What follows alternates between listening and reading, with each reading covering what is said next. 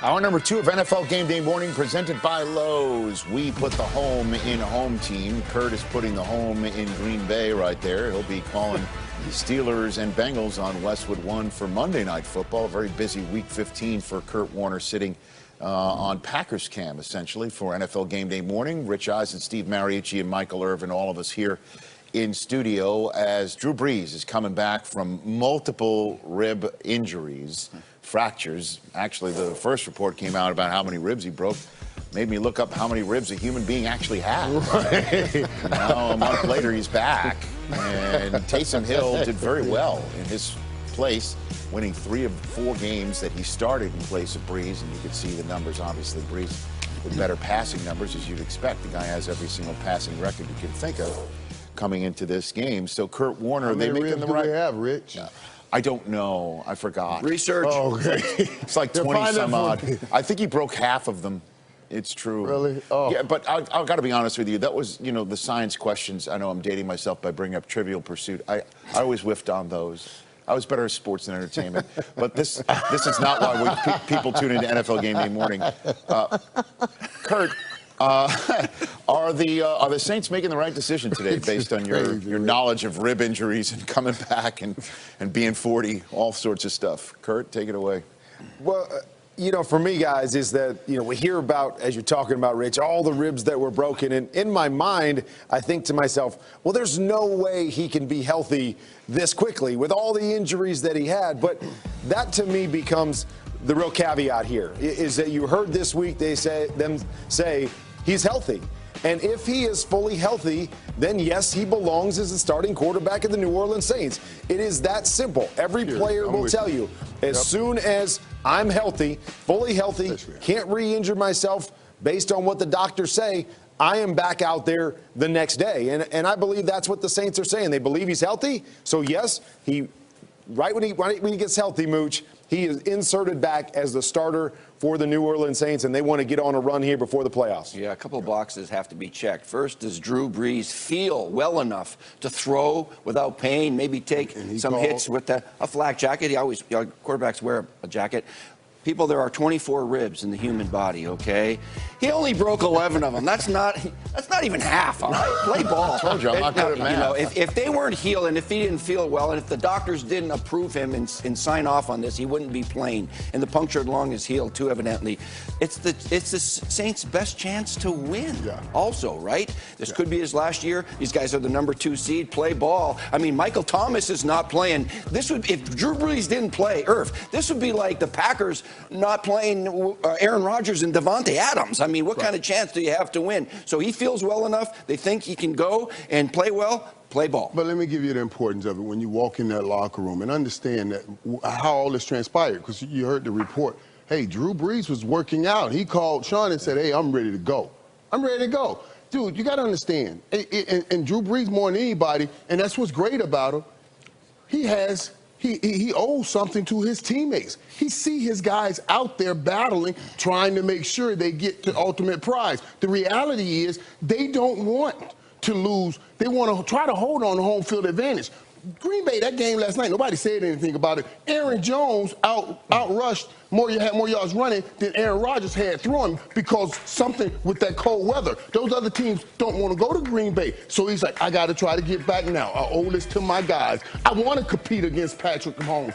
I want to be out there and have that battle against him. So yes, he's supposed to be out there. This will lift the whole team to see the commitment he's had. This man is set for life. He don't have to risk anything, but he's doing it for his football team. That's the big part that everybody has to catch.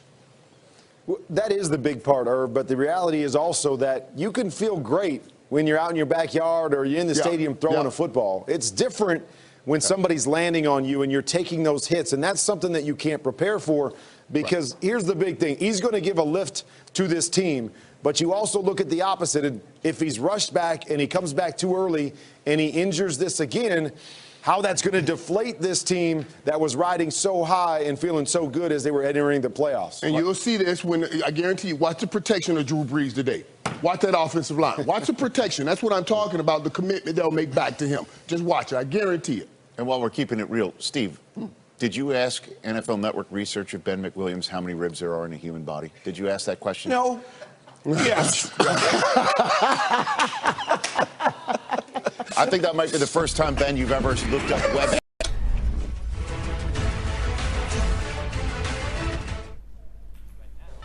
All right, there's Kurt Warner looming above us from Green Bay, where he called the Packers winning the back end of the Saturday doubleheader in Week 15. That is Steve Mariucci. That's Michael Irvin at the end of the set. He's dressed like the sun here on Sunday. Yes. Sunday. Oh, it's game day morning. Go ahead. Oh, you want to? Okay, no. Yeah. Off camera. We're still knuckling up. We are.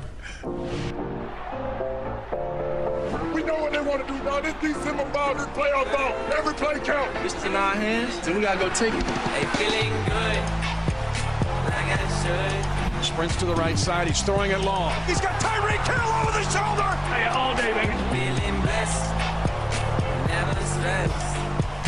Got that sunshine on my Sunday best. Ball is out, picked up by Chase Young. 15, 10, 5, touchdown. Got that sunshine on my Sunday best. Atop the Week 15 marquee in the Superdome, Drew Brees coming back from broken ribs just in time for the rampaging top of the AFC Kansas City Chiefs, the defending Super Bowl champs in the Superdome. The Bucs trying to get to the Super Bowl in their home stadium, but it is Atlanta standing in their way. Big NFC South tilt. And then in the AFC East that the Buffalo Bills clinched last night in sunny, happy holidays, Miami Gardens. Patriots v. Dolphins, part of a very busy Sunday. 8 early window games, 8 of them, including 49ers and Cowboys, Ravens and Jaguars.